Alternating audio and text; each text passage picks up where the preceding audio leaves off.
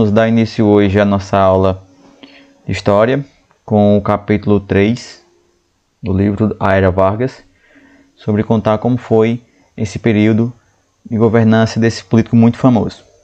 Tá?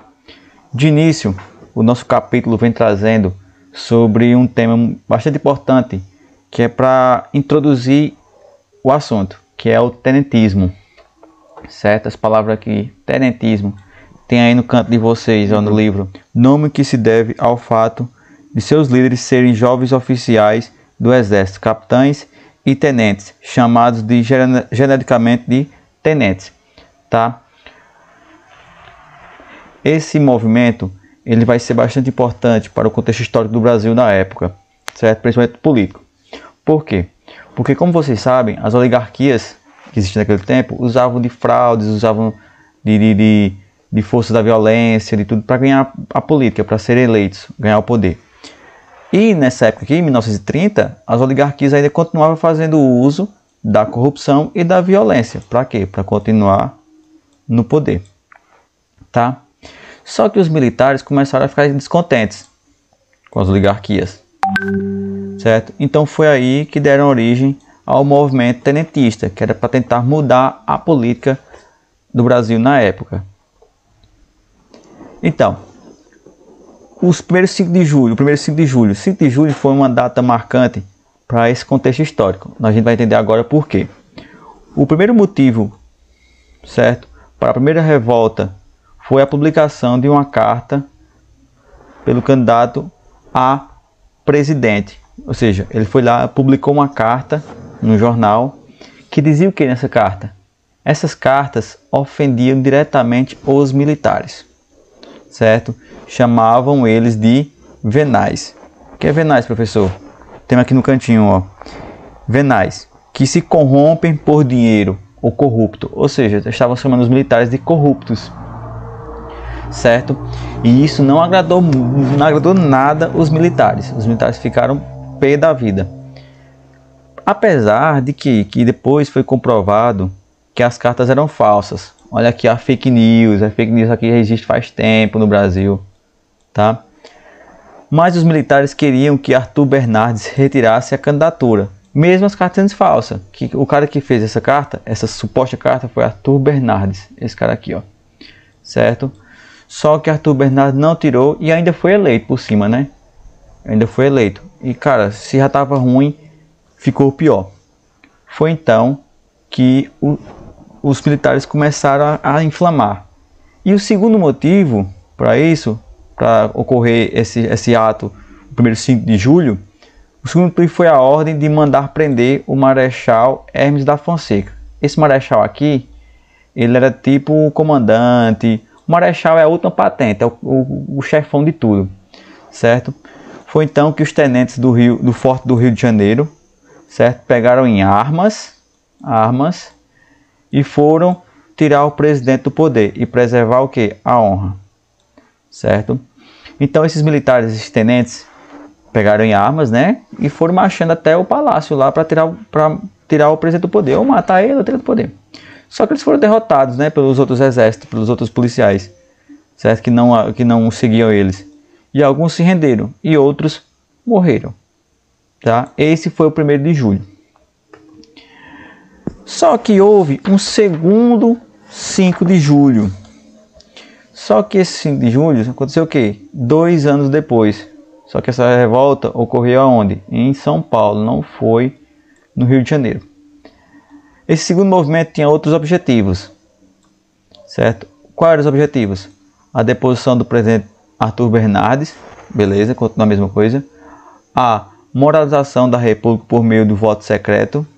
A obrigatoriedade do ensino primário, ou seja, que agora todo mundo teria que ter o ensino primário, é tipo o ensino fundamental 1. E a melhoria no ensino público, porque como vocês sabem, naquela época só estudava quem tinha dinheiro. E os tenentistas queriam que o ensino fosse público, para que todas as pessoas tivessem acesso à educação, certo? Então foi aí que juntaram as tropas para ir tomar o poder, mas desistiram, porque viram que ia ser derrotados de novo, certo? Ia ser um novo banho de sangue, ia ser nova luta para nada, certo? Então foi o que eles fizeram, acharam melhor formar uma coluna, paulista e se juntar à coluna gaúcha. Ou seja, coluna, nesse caso aqui, é um grupo lá, os paulistas, os tenentes paulistas, se juntaram com o Rio Grande do Sul e fundaram a coluna Prestes, que vocês vão ver agora o que é. A coluna Prestes, como vocês viram, foi a junção da coluna paulista com a coluna do Rio Grande do Sul. Se juntaram e formaram uma coluna só, um grupo de tenentes muito grande. Eles então partiram em marcha pelo interior do Brasil. Objetivo: buscando o apoio do povo para a sua luta contra o governo. Para quê? Para tirar a corrupção e tudo mais. E eles também queriam, nesse caminho, derrubar os governos locais, prefeitos e governadores, que eles diziam que eram corruptos e tudo mais. Tem até uma história importante, que essa coluna Prestes, ela passou aqui no Ceará, certo? Em Juazeiro do Norte. E na faculdade, os cangaceiros, eles eram contra o governo, a polícia, né? Só que, ó, presta atenção, o governo, o prefeito de Juazeiro e o governo se aliou aos cangaceiros e o governo deu a patente de capitão a Lampião. Olha só, para você ver. Para quê? Para derrotar a coluna Prestes, porque a coluna Prestes passar aqui no Ceará, certo? Então foi aí que o cangaço se aliou ao governo, o governo se aliou ao cangaço para poder derrotar essa coluna Prestes, para eles não derrubar o poder aqui no Ceará. Só que essa batalha não ocorreu, eles foram por outro caminho, mas aqui no Ceará a coluna Prestes passou por aqui. E com o passar do tempo, foram derrotados e fugiram para a Bolívia e o Paraguai. Ou seja, a coluna, cada cidade que passava, tem alguns confrontos e tal, com as polícias locais, com o governo, com os fazendeiros e tudo mais. E eles foram derrotados, e pouco em pouco foram derrotando. E para não perder mais soldados e tudo mais, não perder sua força, acharam melhor fugir para a Bolívia e o Paraguai, ficar isolados lá por enquanto. Como vocês podem ver aqui, ó, ela começou aqui no Rio Grande, foi passando, certo? Passou por várias regiões. Aqui, essa região do Ceará, em Juazeiro do Norte, é o que vocês estão vendo aqui, tá? Passou por todas essas regiões, até fugir e ir para a Bolívia e Paraguai, certo? Que fica nessa região aqui, ok? Então esses foram os pontos onde a coluna Prestes passou, certo? Tentando derrubar o poder, derrotar as oligarquias e tudo mais. Passado então esse período da coluna Prestes, nós vamos agora adentrar a década de 30, que foi o ano em que a política do Brasil mudou. No tópico 1930, um marco da história do Brasil, vem nos dizer o quê? Que o Brasil estava com a crise na República Café com Leite. Para quem não sabe, essa República Café com Leite é o seguinte: São Paulo SP, era o maior produtor de café do Brasil. E o café era o produto que mais vendiam, vocês sabem disso, tá? E Minas Gerais era o maior produtor de leite, bovino e tudo mais. O que acontecia? Um ano o presidente do Brasil era de São Paulo, depois o presidente do Brasil era de Minas Gerais, e ficava alternando. Para quê? Para controlar a república. Por isso chamado República Café com Leite. Só que essa república está em crise. Como? O candidato de São Paulo não indicou o de Minas Gerais e quebrou esse ciclo. Ou seja, no ano que era para indicar um candidato de Minas Gerais, que poderia ser eleito presidente, São Paulo não indicou o próprio São Paulo para continuar no poder. Então foi aí que Minas então se aliou às oligarquias do Rio Grande do Sul e da Paraíba, formando o quê? Formando a Aliança Liberal. Disse: São Paulo, beleza, vamos tomar o poder de você. Foi então aí que o seguinte, que essa Aliança Liberal lançou um candidato chamado Getúlio Vargas a presidente do Brasil, pela Aliança Liberal, certo? Foi então aí que Getúlio Vargas tomou a cena, apareceu no Brasil. E ele tinha algumas propostas de governo, certo? Que tem que dar as propostas, tem que dar as promessas, né? Entre elas, o voto secreto. Ou seja, agora as pessoas iam votar e ninguém mais sabia em quem votar, para não ter o voto cabresto, né? Como existia lá atrás, vocês lembram? A iniciativa da indústria nacional, ou seja, incentivar para que a indústria crescesse mais ainda, como já vem crescendo. ter leis trabalhistas, vocês lembram também que vinham as greves, vinham as pessoas fazendo greves para ter melhores condições de trabalho. E, claro, a anistia aos tenentes rebeldes, aqueles mesmos tenentes da coluna Prestes lá, aqueles que se revoltavam. E com essas propostas, Getúlio ficou muito popular, certo? Todo mundo começou a gostar dele. Opa, rapaz, parece que ele é massa, vamos votar nele. Só que mesmo com a crise de 1929, Júlio Prestes ganhou a eleição. Júlio Prestes era quem? Era o candidato de São Paulo, certo? Descontente com a derrota, Getúlio Vargas se aliou aos seus tenentes e começou a conspirar contra o governo.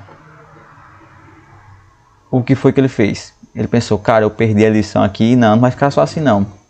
O que vai acontecer? Vou me juntar com os tenentes lá que queriam derrotar a República Antiga, Café com Leite, e vou tomar o poder. Então foi aí que ele começou a se juntar, começou a fazer planos para tirar do poder. Só que ele não tinha, tipo aquele empurrãozinho, aquele algo a mais. Ele não podia só chegar e tirar do poder. Ele tinha que ter uma justificativa. Ele tinha que ter uma desculpa para dar.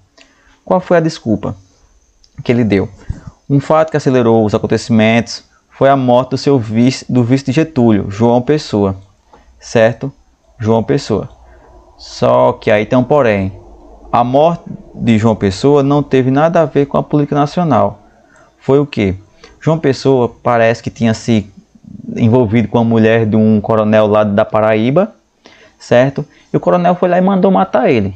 Só que Getúlio, o que foi que Getúlio fez? Getúlio disse, não, quem mandou matar João Pessoa foi o governo lá de Júlio Prestes, com raiva de nosso governo, de nós. Aí deu merda, aí pronto, aí Getúlio juntou as tropas, usou essa desculpa que tinha matado João Pessoa, seu aliado e tal, e inventou de tirar Júlio Prestes do poder.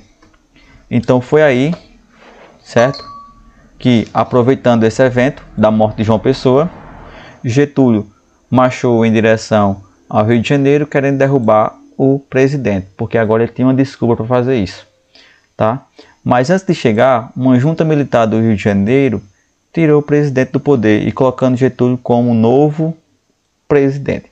Ou seja, antes de Getúlio chegar lá com suas tropas do Rio Grande do Sul, uma junta militar lá do Rio de Janeiro já tinha tirado o presidente do poder. Já tinha mandado, tinha chegado lá e disse, ó, seguinte, ou tu cai fora, ou vai dar merda aqui. Então o que foi que Júlio Prestes fez? Deu linha na pipa. E foi aí que os militares pegaram Getúlio Vargas e colocou ele no poder. Certo? Então esse é o contexto histórico para início da chegada de Getúlio Vargas no poder. A gente leu os tenentes lá no começo, certo? Como eles apareceram, como eles se revoltaram.